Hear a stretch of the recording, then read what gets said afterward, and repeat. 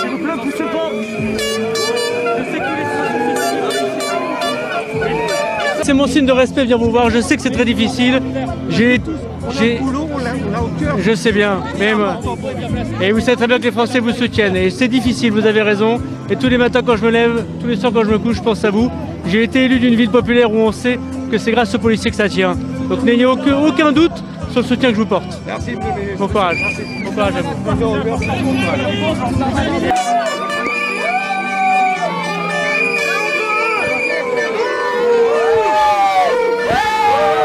Pourquoi vous voulez le ministre? La honte! Ils vont rien. Cassez-vous là! Ça va?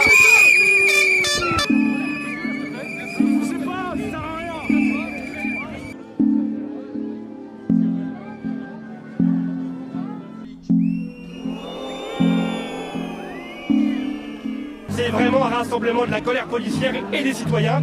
Maintenant que M. Darmanin, comme citoyen, témoigne son soutien, mais ça ne sera pas suffisant comme ministre. On ne va pas pouvoir se contenter seulement d'une venue du ministre. Il va falloir très vite qu'il rentre dans la mêlée et nous obtienne les peines minimales, par exemple, ou encore les tribunaux spécialisés que l'on réclame.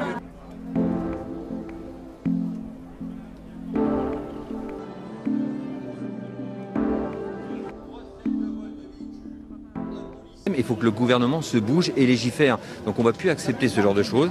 On a un collègue qui est encore sur le tapis, qui a été lâchement assassiné. On a une famille en deuil. On a des parents qui ont perdu leur enfant, leur femme, leur fille, etc.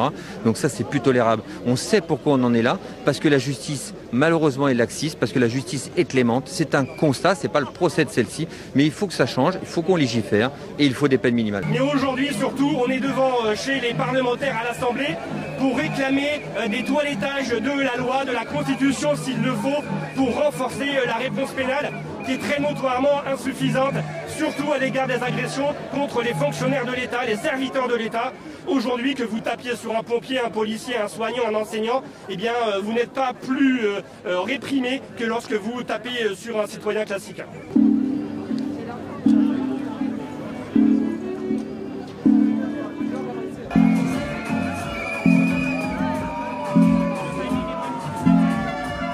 Je crois que quand les policiers demandent qu'il y ait des peines minimales pour ceux qui s'en prennent aux flics, c'est le minimum qu'on puisse faire pour eux. Je ne suis pas d'accord avec les revendications. Je pense que ce n'est pas le moment de pointer du doigt la justice. Les policiers souffrent, les magistrats souffrent. Il faut leur donner les moyens d'exercer pleinement leur mission. Mais je suis là aussi parce que je ne veux pas que la police républicaine soit livrée aux manipulations de l'extrême droite, aux instrumentalisations du gouvernement. On doit régler les problèmes et même si je ne suis pas d'accord avec une partie des revendications qui sont là ici, quand vous avez l'ensemble des forces syndicales qui sont là, l'ensemble des forces syndicales, eh bien, il faut être là pour écouter. Aujourd'hui ici, ce n'est pas pour soutenir ces revendications-là. Et je pense qu'on peut avoir un discours très exigeant en matière de respect des forces de l'ordre, en matière de respect de ceux qui nous protègent, sans pour autant opposer police et justice ou remettre sur la table des solutions qui n'ont pas forcément porté leurs fruits. Les peines planchers, ça n'a pas fait la démonstration de son efficacité. On n'aboutira pas à ce que veulent les policiers si on concentre le feu sur une autre administration. C'est pas police contre justice, c'est police avec justice, avec administration policière, avec administration pénitentiaire, pardon, et avec les citoyens.